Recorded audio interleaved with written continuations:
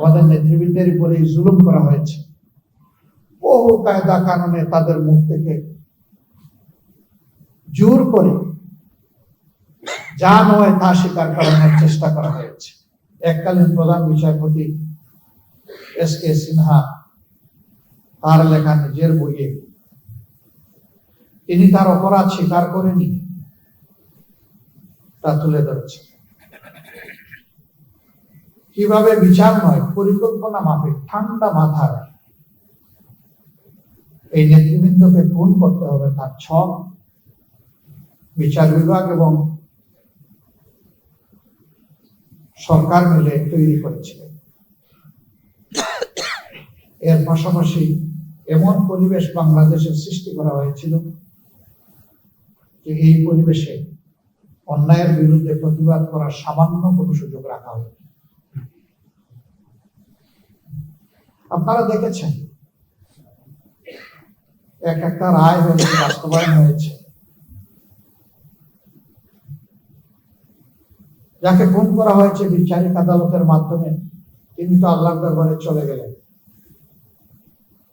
কিন্তু পাশাপাশি একই সময়ে পরিবারের সদস্যদের উপর নির্মম কষাঘাত এবং অত্যাচার করা হয়েছে। আমাদের সম্মানিত ভাই এবং নেতা জনাব আব্দুল কাদের মোল্লা যেদিন যে রাতে তার ফাঁসি জোর করে কার্যকর করা হলো, সেই রাতে তার বাসায় হামলা করা হলো, তার পরিবারের সদস্যদেরকে নাজেহাল করে শারীরিকভাবে কষ্ট দিয়ে তারপরে তাদেরকে জেলে পুরে দেওয়া হলো। এক একটা পরিবার ছিন্ন ভিন্ন হয়ে গিয়েছে, কোথায় কে গিয়েছে দেশে বিদেশে, হিসাব পাওয়া কঠিন, এরকম অবস্থা। আজকে যার রায় হলো তার একটা মেয়ে ছাড়া দেশে আর কেউ নেই। ছেলেটাও দেশ থেকে চলে যেতে বাধ্য হয়েছে। মাঝখানে একবার নিমন্ত্রণ করে এসেছিল, ভয়ঙ্কর ছাপ তার উপর তৈরি হওয়ার কারণে আমরাই বলেছি বাবা তুই চলে যা। স্কাইপ কেলেঙ্কারির ঘটনা গোটা বিশ্বে নিগৃহীত হয়েছে, তিরস্কৃত হয়েছে। গোটা বিচার প্রক্রিয়ার সময় দুইটা টর্চার সেল গড়ে তোলা হয়েছিল। নাম দেওয়া ছিল সেফ হোম, আরেকটার নাম দেওয়া হয়েছিল সেফ হাউস। সেফ হোমে ভিকটিম নেতৃবৃন্দকে নিয়ে নাজেহাল করা হতো। সেখানে জিজ্ঞাসাবাদের উচ্চ আদালতের নির্দেশনা ফলো করা হয়নি, লঙ্ঘন করা হয়েছে। নির্গম রেখে ঘন্টার পর ঘন্টা, দিনের পর দিন তাদের উপর অত্যাচার চালানো হয়েছে। আমরা তখন নীরবে সহ্য করেছি, সংগত অবস্থান থেকে প্রতিবাদ জানানোর চেষ্টা করেছি। চোখের পানি দিয়ে আল্লাহ তাআলাকে বলেছি যে আল্লাহ ইন্নাকা আলা কুল্লি শাইইন কাদির, তুমি সকল কিছুর উপর ক্ষমতাবান হে মাবুদ, তোমার ক্ষমতার আশ্রয় আমরা দিচ্ছি। সম্মানিত ভাইরা, সেফ হোমে নির্যাতনের পাশাপাশি মিথ্যা সাক্ষী দেওয়ার জন্য লোকদেরকে ধরে এনে সেফ হাউসে রাখা হতো, যাত্রাবাড়ির একটা ঠিকানা। এই সব কিছু তখনকার মিডিয়ায় উঠে এসেছে। সারা বিশ্বের মানবাধিকার সংগঠন, বিবেকবান রাষ্ট্রনায়ক মানুষের পক্ষ থেকে এই বিচার প্রক্রিয়ার নিন্দা জ্ঞাপন করা হয়েছে। স্পেশাল এনভয় পাঠিয়ে তাদেরকে স্বচ্ছ বিচারের জন্য অনেক পরামর্শ দেওয়া হয়েছে, কোনো কিছুই কানে তোলে, কারণ তারা জানত স্বচ্ছ বিচার হবে, ফোন করা যাবে না, কারোই কথা তারা শোনে। হ্যাঁ, আমাদের নেতৃবৃন্দ চলে গেছে, সেই নেতৃবৃন্দকে হয়তো এই দুনিয়া আমরা পাবো না। আল্লাহ তাআলার দরবারে দোয়া করি আদালতে আখেরাতে একই সাথে যেন আমাদের হাসিল হয়। সম্মানিত আমাদের প্রিয় নেতৃবৃন্দ এবং আমরা এই দেশকে ভালোবাসি, তারা ভালোবাসতেন। ভালোবাসার জায়গা থেকে তারা চেষ্টা করেছেন দেশের মানুষের জন্য ভালো কিছু করার। তাদের সবটুকু যোগ্যতা উজাড় করে বাংলাদেশে সুস্থ ধারার রাজনীতির প্রবর্তন তারা করতে চেয়েছিলেন।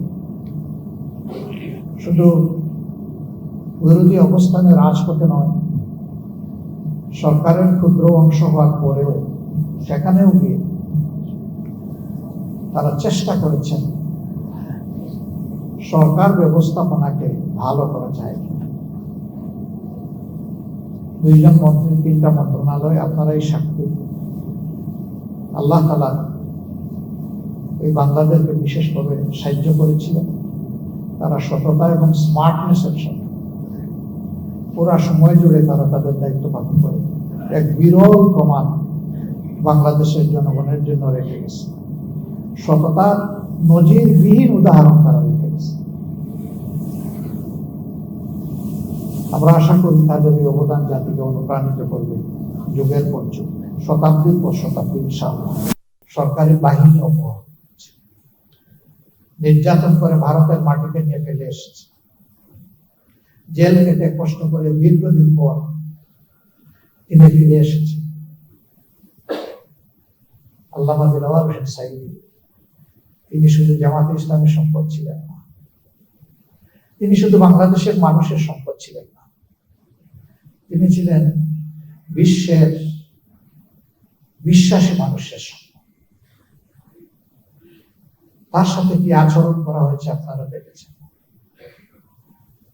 তার এই মামলার ব্যাপারে সঠিক কথা বলতে সাহস করে সুখরঞ্জন বালি এসেছে, কিন্তু আইনজীবীর গাড়ির দরজা খুলে সেখান থেকে তাকে কিডন্যাপ করে নিয়ে যাওয়া। এর আগে বাংলাদেশের আদালতের জীবনও কখনো এটা করে।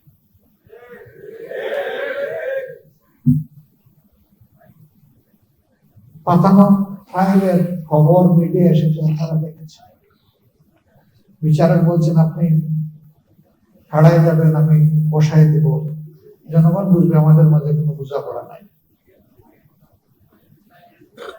অ্যাপিলিয়েট ডিভিশনে হেয়ারিং হয়েছে, প্রধান বিচারপতি সরকার পক্ষের কুশলীকে বলছেন যা কিছু বললেন তাতে তো মতিউর রহমান নিজামী সাহেবকে 1 মিনিটের জন্য 1 দিনের জন্য শাস্তি দেওয়ার কোনো সুযোগ নেই।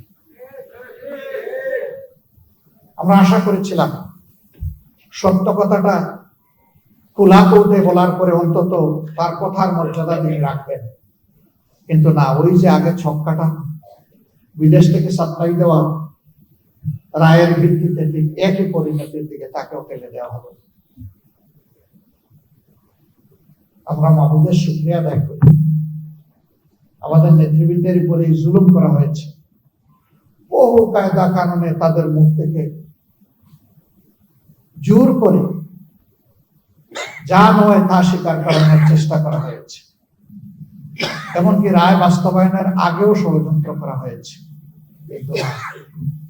তারা ছিলেন স্থির চিত্ত, তারা ছিলেন ইমানের বলে বলিয়ান, তারা ছিলেন সত্যের উপর প্রতিষ্ঠিত। এই জন্য মহান আল্লাহর উপর ভরসা করে ফাঁসির তক্তার উপরে গিয়ে দাঁড়িয়েছেন, কিন্তু অন্যায়ের কাছে মাথা নত করে। তারা আমাদেরকে শিখিয়ে গেছেন, হে মর্যাদামান জাতি, সত্যের উপর অবিচল থাকলে ফাঁসি কোনো বিষয় নয়।